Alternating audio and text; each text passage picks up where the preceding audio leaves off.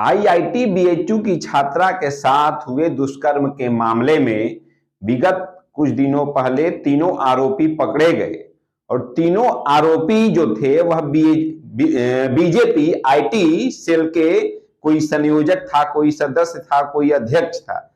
क्रमशः इन तीनों के पकड़े जाने के बाद जो विपक्षी दल थे उनका एक तरीके से आज भारतीय जनता पार्टी जो वाराणसी में सांसद कार्यालय है, प्रधानमंत्री का संसदीय कार्यालय है, उसका उन्होंने जबरदस्त घेराव किया और इस घेराव के बीच कांग्रेस के जितने कार्यकर्ता थे प्रधानमंत्री और योगी आदित्यनाथ के खिलाफ जमकर नारेबाजी की।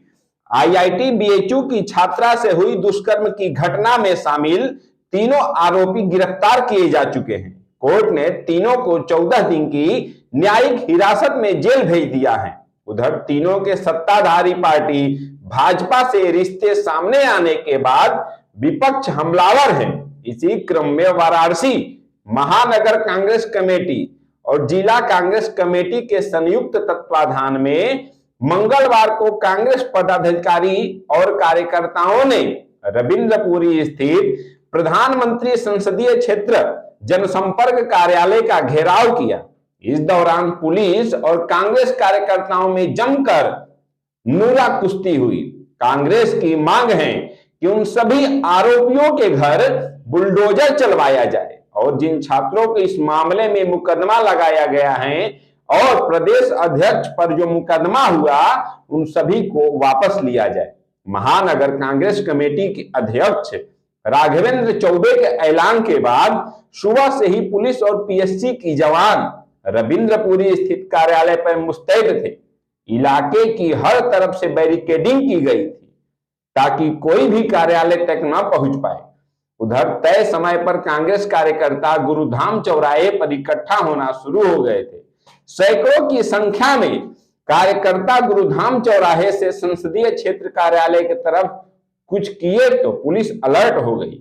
खुद DCP Kashi zone RS Gautam ने हाथ में डंडा और सिर पर हेलमेट लगाकर मोर्चा संभाल लिया और कार्यालय की तरफ बढ़ रहे कार्यकर्ताओं को बैरिकेडिंग के पहले ही रोक लिया। यहां कांग्रेस कार्यकर्ता धरना देने लगे और उन्होंने जमकर नारे लगाए। इस दौरान योगी मोदी मुर्दाबाद के नारे भी जमकर लगे। महानगर अध्यक्ष राघवेंद्र चौबे ने प्रदर्शन समाप्त होने के बाद बताया कि हमारी 4 सूत्रीय मांग है। सबसे पहले आज उन अपराधियों के सामने आने से उस समय जो आंदोलन चलाया गया था उसकी सत्यता सामने आ गई है। इस मामले में बीएचयू के कुछ छात्रों को दोषी बनाकर जो कि उस बहन के लिए न्याय की मांग की थी उन पर मुकदमा दर्ज किया गया। उनका मुकदमा वापस लिया जाए।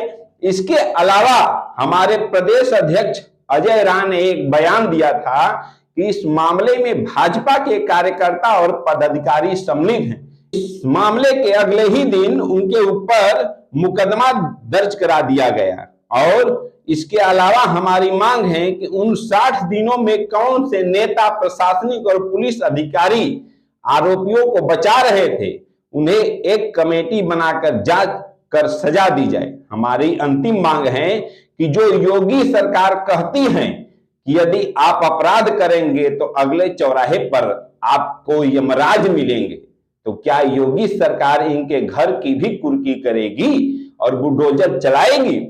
सरकार ऐसा करेगी तभी सामने आएगा कि उनकी कथनी और करनी में कोई अंतर नहीं है, जबकि एक रूपता है और यह तभी सम्मिलित होगा कि आगे उस चौराहे पर यमराज मिलेंगे। तो इस कड़ी की जो सबसे और नए साल का जो कांग्रेस का सबसे बड़ा एक प्रारूप और प्रायोजित धरना था, बीजेपी के संसदीय क्षेत्र का घेराव करने का, आज कहीं न कहीं सफल हुआ और वही स्थल पर जाकर के कांग्रेस का धरना शुरू हो गया जिस स्तर पर पुलिस और आला अफसर उनको रोके।